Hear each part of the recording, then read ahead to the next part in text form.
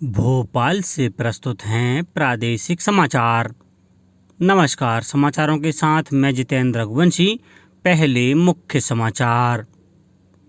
प्रधानमंत्री नरेंद्र मोदी 27 जून को 10 लाख बूथ कार्यकर्ताओं की डिजिटल रैली को करेंगे संबोधित। प्रदेश को देंगे 2 और वंदे भारत ट्रेनों की सौगात। जल जीवन मिशन के क्षेत्र में सर्वश्रेष्ठ कार्य के लिए प्रदेश को मिला प्रथम राष्ट्रीय जल पुरस्कार। मुख्यमंत्री शिवराज सिंह चौहान ने कहा, प्रदेश में उद्यमशील संस्कृति को बढ़ावा देने से युवा नई संभावनाओं से परिचित होंगे। और मौसम विभाग ने अगले 2 दिनों में ग्वालियर चंबल संभाग में भारी बारिश की चेतावनी दी। अब समाचार विस्तार से। प्रधानमंत्री नरेंद्र मोदी 27 जून को प्रदेश के दौरे पर आ रहे हैं। श्री मोदी इस दौरान भोपाल स्थित मोतीलाल नेहरू स्टेडियम में देश भर के 10 लाख बूथ कार्यकर्ताओं की डिजिटल रैली को संबोधित करेंगे। प्रधानमंत्री यहां रानी कमलापति रेलवे स्टेशन से भोपाल जबलपुर और इंदौर भोपाल वंदे भारत ट्रेन को हरी झंडी दिखाएंगे। पार्टी के राष्ट्रीय संगठन मंत्री BL संतोष और महामंत्री तरुण चुग ने प्रदेश भाजपा कार्यालय में एक बैठक कर तैयारियों का जायजा लिया। उन्होंने प्रधानमंत्री के प्रस्तावित कार्यक्रम स्थल मोतीलाल नेहरू स्टेडियम का दौरा भी किया।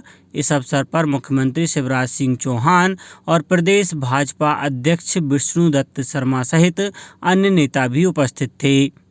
प्रधानमंत्री श्री मोदी शहडोल में एक कार्यक्रम में सिकल सेल एनीमिया के शिकार लोगों को बीमारी से मुक्ति के लिए एक मिशन की शुरुआत भी करेंगे। देश भर के 17 राज्यों में सिकल सेल से मुक्ति की दृष्टि से इस मिशन को काफ़ी महत्वपूर्ण माना जा रहा है। श्री मोदी यहां हितग्राहियों को आयुष्मान कार्ड भी वितरित करेंगे। मध्य प्रदेश को जल जीवन मिशन के क्षेत्र में सर्वश्रेष्ठ कार्य के लिए प्रथम राष्ट्रीय जल पुरस्कार प्रदान किया गया है। उपराष्ट्रपति जगदीप धनखड़ ने नई दिल्ली में आयोजित समारोह में 11 श्रेणियों में कुल 41 पुरस्कार प्रदान किए।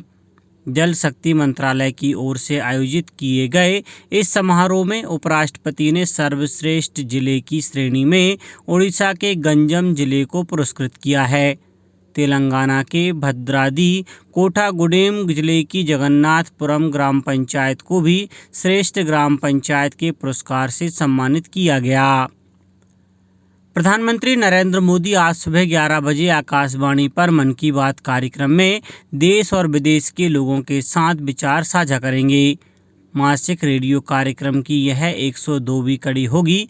यह कार्यक्रम आकाशवाणी, दूरदर्शन और नरेंद्र मोदी मोबाइल ऐप के समूचे नेटवर्क पर प्रसारित किया जाएगा। आकाशवाणी, दूरदर्शन समाचार तथा सूचना और प्रसारण मंत्रालय के YouTube चैनलों पर इस कार्यक्रम का सीधा प्रसारण किया जाएगा। मन की बात कार्यक्रम का हिंदी प्रसारण के तुरंत बाद क्षेत्रीय भाषाओं में भी प्रसारित किया जाएगा। वित्त मंत्री निर्मला सीतारमण ने अधिकारियों से कहा है कि वे वस्तु और सेवा कर व्यवस्था में फर्जी कंपनियों की समस्या पर काबू पाने के लिए प्रौद्योगिकी की मदद लें और कर पंजीकरण प्रक्रिया को और मजबूत बनाएं। उन्होंने फर्जी कंपनियों को इस व्यवस्था से बाहर निकालने के लिए राष्ट्रव्यापी अभियान चलाने के निर्देश भी दिए। वित्त मंत्री की मौजूदगी में नई दिल्ली में आयोजित एक बैठक में बताया गया कि 11,000 से अधिक फर्जी पंजीयकों के खिलाफ कार्रवाई शुरू की जा चुकी है। फर्जी कंपनियों का पता लगाने के लिए आर्टिफिशियल इंटेलिजेंस और मशीनी प्रक्रिया का भी व्यापक उपयोग किया जा रहा है। भारत की G20 अध्यक्षता के अंतर्गत भोपाल में connecting science to society and culture विषय पर आयोजित 2 दिवसीय साइंस 20 सम्मेलन के दूसरे और अंतिम दिन G20 के सदस्य देशों, आमंत्रित राज्यों और अंतर्राष्ट्रीय संगठनों के वैज्ञानिक समुदाय के प्रतिनिधियों ने भोपाल में जनजातीय संग्रहालय का भ्रमण किया। उन्होंने संग्रहालय की विभिन्न दीर्घाओं, चित्र प्रदर्शनी, चिन्हारी, सोविनियर शॉप और पुस्तकालय लिखंदरा का अवलोकन किया। प्रतिनिधियों ने जनजातीय समुदाय की बातचीत और कला परंपरा के कलात्मक संयोजन को अद्भुत कहा। प्रतिनिधियों ने मध्य प्रदेश में निवासरत जनजातीय समूहों की कला, संस्कृति, परंपरा और जीवन उपयोगी शिल्प चित्रों, रहन सहन तथा रीति रिवाजों का चित्रों, मूर्तियों एवं प्रदर्शनियों को करीब से जाना। साइंस 20 सम्मेलन में Indonesia, Brazil, UAE, UK, south Africa सहित अन्य देशों के प्रतिनिधि शामिल हुए हैं। केंद्रीय कृषि मंत्री नरेंद्र सिंह तोमर ने कहा है कि तकनीकी विशेषज्ञता और वैज्ञानिकों की राय सभी किसानों तक पहुंचनी चाहिए। हैदराबाद में G20 कार्य समूह की बैठक के समापन अवसर पर मीडिया को संबोधित करते हुए श्री तोमर ने कहा कि G20 सदस्य देश स्मार्ट कृषि के लिए वैश्विक कार्यवाही और स्मार्ट लचीली कृषि प्रौद्योगिकी अपनाने के लिए संयुक्त समन्वय पर भी सहमत हुए हैं। केंद्रीय कृषि मंत्री ने बताया कि 3 दिवसीय बैठक के दौरान इस बात पर भी चर्चा हुई कि कृषि संकट के मुद्दों को कैसे हल किया जाए। उन्होंने कहा कि नवीनतम तकनीक के इस्तेमाल, डिजिटल उपकरणों के उपयोग और मोटे अनाज को बढ़ावा देने के उपायों पर भी विचार विमर्श हुआ। श्री तोमर ने कहा कि सभी प्रतिभागी देशों ने कृषि संकट, जलवायु परिवर्तन, जैव विविधता और पर्यावरण के मुद्दों पर भारत का समर्थन किया है। जम्मू कश्मीर में श्री अमरनाथ श्री श्राइन बोर्ड ने तीर्थयात्रियों के लिए हेलीकॉप्टर टिकट बुक करने के लिए ऑनलाइन सेवा शुरू की है। यह यात्रा 1 जुलाई से शुरू हो रही है। टिकट बुकिंग SASB की आधिकारिक वेबसाइट के जरिए की जा सकती है। यह सेवा श्रीनगर, बालटाल और पहलगाम रूट से उपलब्ध होगी। इस वर्ष यात्रा का किराया नहीं बढ़ाया गया है। इस यात्रा के लिए अब तक 2.5 लाख से अधिक श्रद्धालुओं ने ऑनलाइन पंजीकरण कराया है। इस साल लगभग 5 लाख श्रद्धालुओं के श्री अमरनाथ पवित्र गुफा में आने की उम्मीद है। 62 दिनों तक चलने वाली तीर्थ यात्रा 30 अगस्त तक चलेगी। मुख्यमंत्री शिवराज सिंह चौहान ने कहा है कि प्रदेश में उद्यमशील संस्कृति को बढ़ावा देने और नवाचार की भावना को विकसित करने में MP MSME समिट सहायक सिद्ध होगी। इसमें शामिल होने वाले उद्यमियों, विषय विशेषज्ञों से प्रदेश के युवाओं को उद्यमिता के लिए मार्गदर्शन प्राप्त होगा और वे विभिन्न क्षेत्रों में नई संभावनाओं से परिचित भी हो सकेंगे। मुख्यमंत्री श्री चौहान 19 जून को भोपाल में सूक्ष्म, लघु और मध्यम उद्योग पर होने वाली समिट 2023 की तैयारियों की समीक्षा करते हुए यह बात कही। इस समिट में MSME के लिए technology transfer, new age finance, अंतर्राष्ट्रीय प्रतिस्पर्धा, महिला उद्यमिता को प्रोत्साहन और डिजिटल रूपांतरण विषयों पर विशेष सत्र होंगे।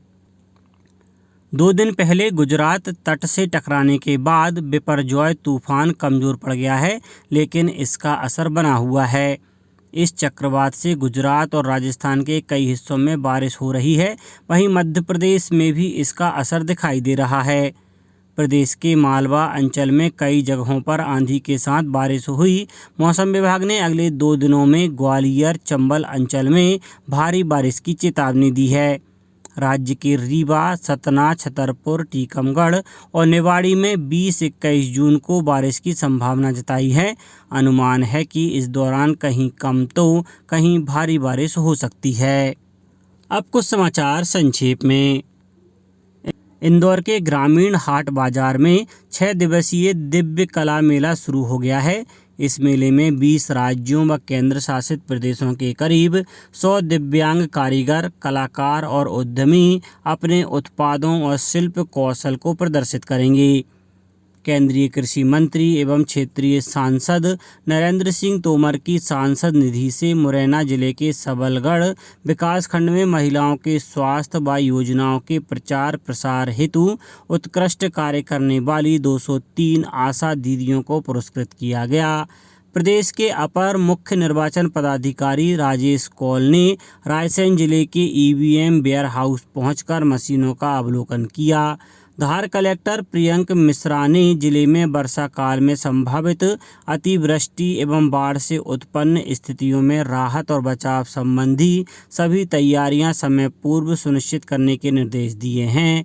गुना जिला कलेक्टर एवं जिला निर्वाचन अधिकारी फ्रैंक नोबल ने निर्वाचक नामावली के कार्य में लापरवाही बरतने पर 3 BLO को कारण बताओ नोटिस जारी किए हैं। नर्मदापुरम जिले में अनुसूचित जाति, जनजाति और पिछड़ा वर्ग के स्कूली विद्यार्थियों के जाति प्रमाण पत्र तेजी से बनाए जा रहे हैं। जिले में अब तक ऑनलाइन पंजीकृत आवेदनों में से 60,591 आवेदनों का निराकरण किया जा चुका है। और जबलपुर से सिंगरौली रेल मार्ग पर इंटरलॉकिंग कार्य के कारण 3 जोड़ी यात्री ट्रेनों को 18 से 28 जून तक के लिए निरस्त किया गया है। इसके साथ ही 8 साप्ताहिक यात्री गाड़ियों को परिवर्तित मार्ग से चलाने का निर्णय लिया गया है। अंत में मुख्य समाचार एक बार फिर। प्रधानमंत्री नरेंद्र मोदी 27 जून को 10 लाख बूथ कार्यकर्ताओं की डिजिटल रैली को करेंगे संबोधित। प्रदेश को देंगे 2 और वंदे भारत ट्रेनों की सौगात। जल जीवन मिशन के क्षेत्र में सर्वश्रेष्ठ कार्य के लिए प्रदेश को मिला प्रथम राष्ट्रीय जल पुरस्कार। मुख्यमंत्री शिवराज सिंह चौहान ने कहा, प्रदेश में उद्यमशील संस्कृति को बढ़ावा देने से युवा नई संभावनाओं से परिचित होंगे।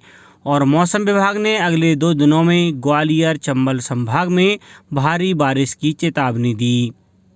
इस बुलेटिन में इतना ही। घर पर रहिए, सुरक्षित रहिए और सुनते रहिए प्रादेशिक समाचार। नमस्कार।